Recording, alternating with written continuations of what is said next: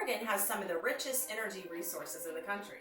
So why are Oregonians paying some of the highest power bills in the nation? With all these natural assets, energy in Oregon should be affordable. Instead, it's becoming some of the most expensive in North America.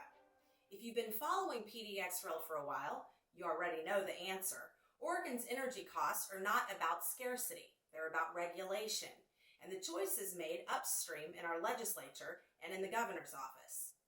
We've seen this story before in Oregon: the spotted owl, salmon versus dams, timber restrictions that hurt instead of helped. Each of these reshaped Oregon's backbone industries and hollowed out rural communities. Now comes a new chapter: 100% clean energy, and frankly, it could be the most destructive of all.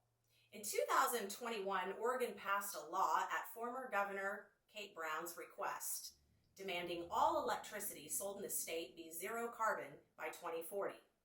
We were the first to do so in the United States. It sounded bold and inspiring until you look at what it actually means. Coal's gone in Oregon. The last coal plant in Boardman was dynamited in 2020. Natural gas is next on the chopping block. Utilities are being forced to buy out of long-term contracts or run their plants at a loss, and they're passing those costs back to customers. To reach 100% clean, we're talking about a 5-fold build-out of wind and solar in the state of Oregon. Thousands of square miles covered in turbines and panels for miles.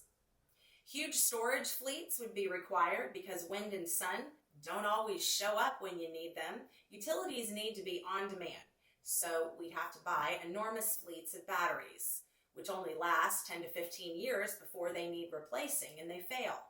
And Oregon will need a whole new infrastructure for this plan: new transmission corridors.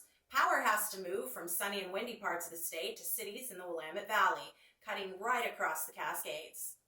The Discovery Institute ran the numbers. They estimated the full price tag near $1 trillion by 2050.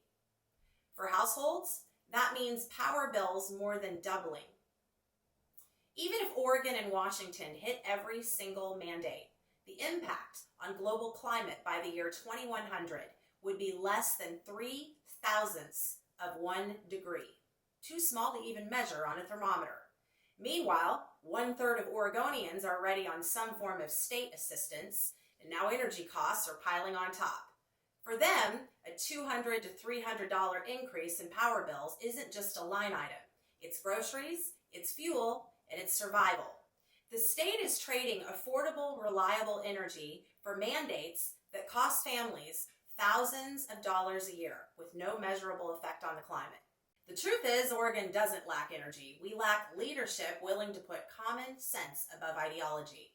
And if we don't start asking harder questions now, we'll be left with the highest power bills in America, while our politicians collect their pensions and move on. How long will politicians keep up the charade here in Oregon, pretending zero carbon mandates can be achieved in Oregon without decimating our land and the families who live here? Oregon deserves better.